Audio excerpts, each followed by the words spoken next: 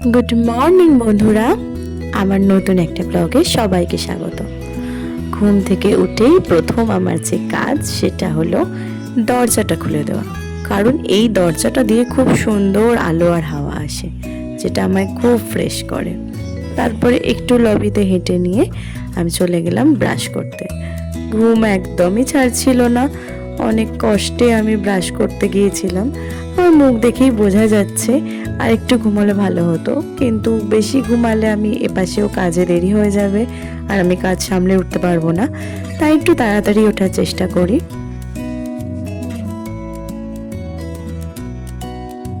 এরপরেই আমি face wash করে নিলাম। আমি এই ঘুম থেকে উঠে প্রতিদিনই একবার করে ফেস ওয়াশ করি, তাহলে আমার খুব ফ্রেশ লাগে, কারণ আমার স্কিনটা খুব অয়েলি। সারা রাতের অয়েলটা রিমুভ করলে আমার স্কিনটা অনেকটা হাইড্রেট লাগে। আমি একদিন আমার স্কিন কেয়ারের ফুল ভিডিও অবশ্যই এখানে শেয়ার করব। আমি খুব অল্প সামান্যই স্কিন কেয়ার করি, সেইটুকুই তোমাদের সাথে শেয়ার করব। বাট অল্প হলে কি হবে, সেটা কিন্তু খুব এফেক্টিভ।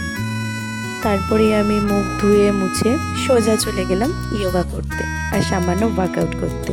সেটার ভিডিওটা আমার এখানে নেওয়া হয়, কারণ আমি ভিডিও করতে ভুলেই গিয়েছিলাম।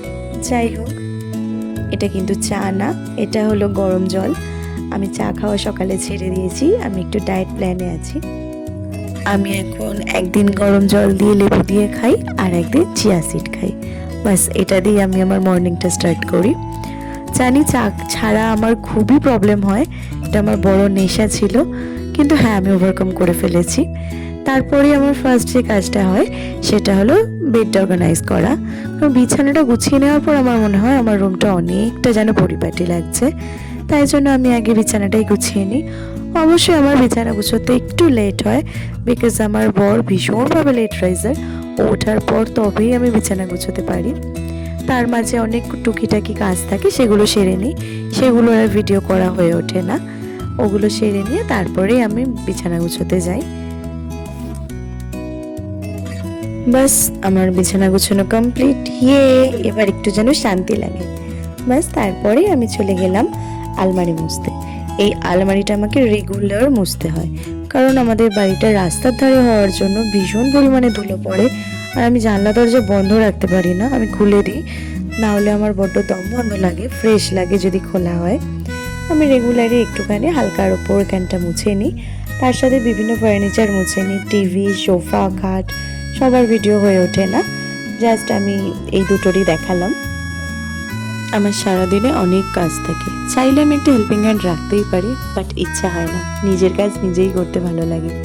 এই যে গাছটা, এই ইনডোর প্ল্যান্টটা আমার খুব প্রিয় একটা ইনডোর প্ল্যান্ট, কিন্তু বেশ কিছুদিন ধরে এত মিলিবাগ ধরছিল গাছটাকে আমি বাঁচাতে পারছিলাম না।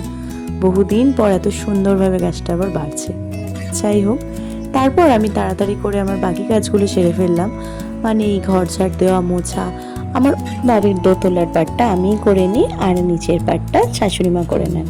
যাই হোক, তারপরে চলে গেলাম আমি আমার এই মাছ বন্ধুদের কাছে, ওদেরকে খেতে দিয়ে ওদের সাথে একটু গল্প করে তারপরে গিয়েছিলাম টিফিন খেতে।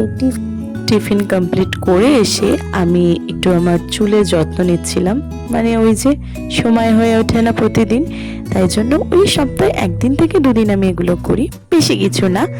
এই অ্যালস গুডনেসে এই ফ্ল্যাক্সিড জেলটাই জাস্ট একটু অল্পের ওপর ইউজ করি। আজকে আমার রান্নার ঝামেলাটা নেই, পুরোটাই শাশুড়ি মা করছেন, সেই কারণে আমি আরও সময় পেয়েছি, দিয়ে আমি এই কাজগুলো করে নিচ্ছি।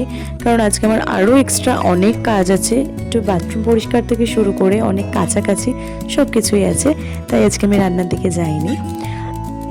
তাছাড়াও আজকে ছাদেও কিছু কাজ আছে, যেমন গাছগুলো জলে একদমই নষ্ট হয়ে যাচ্ছে, প্রতিদিন এত বৃষ্টি হচ্ছে, সেইগুলোর উপর একটু যত্ন নেওয়ার আছে, কিছু কাটিং করার আছে।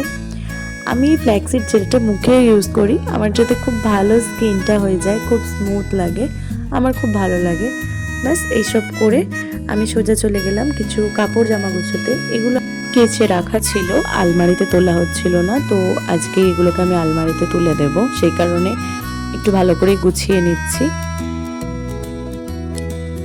এইগুলো গুছিয়ে তারপরে ছাদে গিয়ে ছাদের কাজ কমপ্লিট করে সোজা চলে গিয়েছিলাম স্নানে।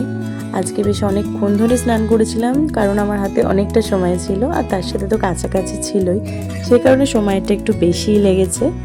আমি সপ্তাহে 2 থেকে 3 দিন খুব ডিপ ক্লিনভাবে কাছাকাছি থেকে শুরু করে ঘরও পরিষ্কার করি।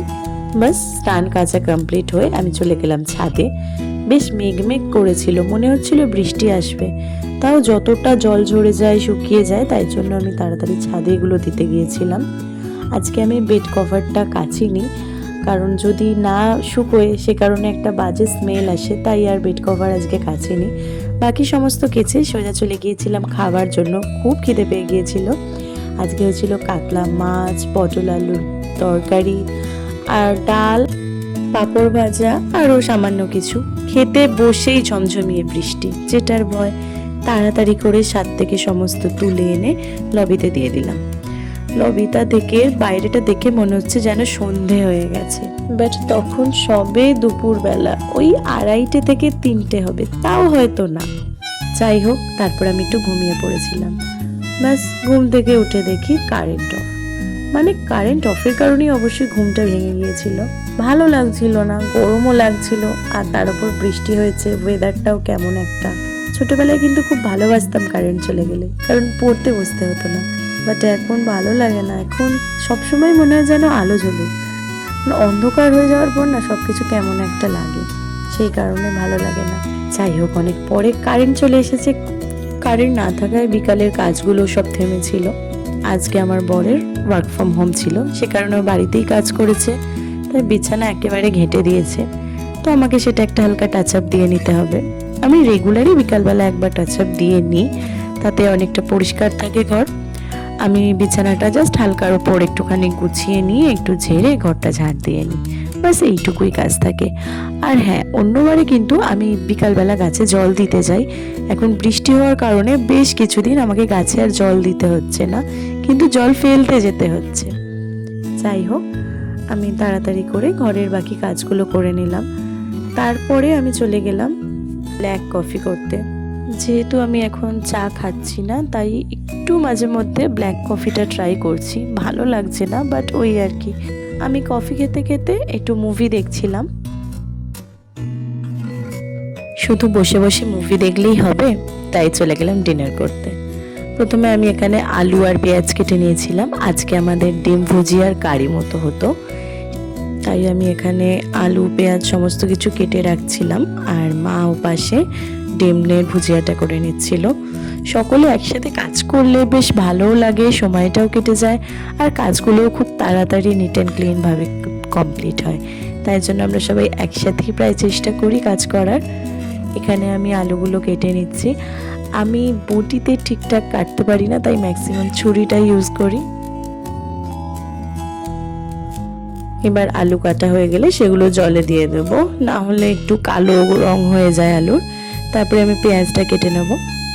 এই রান্নাটা খুব অল্প টাইমের মধ্যে খুব টেস্টি একটা রান্না হয়, তাই খুব ভালোও লাগে করতে। রাতের দিকে আমরা একটু চেষ্টা করি হালকা কিছুই খাবার, ম্যাক্সিমামই সকালেই করে রাখি। একদিন হয়তো সকালে অনেক কিছু হলে আর সময় হয়ে ওঠে না, তাই রাত্রিবেলায় আবার আলাদা করে ডিনারের জন্য কিছু একটা প্রিপারেশন করতে হয়। এই যে তরকারিটা কমপ্লিট, তার সাথে সকালে সামান্য একটু তরকারি ছিল, সেটাও এখানে দিয়ে দিয়েছি। সবজির ঝোল ছিল, আর ছিল রুটি। অন্যরা ভাত খেলেও আমি কিন্তু রুটিটাই প্রেফার করি রাতে, তাই আমি রাতে রুটিটাই খাই। বাস এবার আমি আমার ডিনার টাইমে ডিনারটা কমপ্লিট করে নিই। আজকের ব্লগটা আমি এখানেই এন্ড করি। আরও কিছু কাজ আছে যেগুলো আমাকে কমপ্লিট করতে হবে। আজকের মতো টাটা।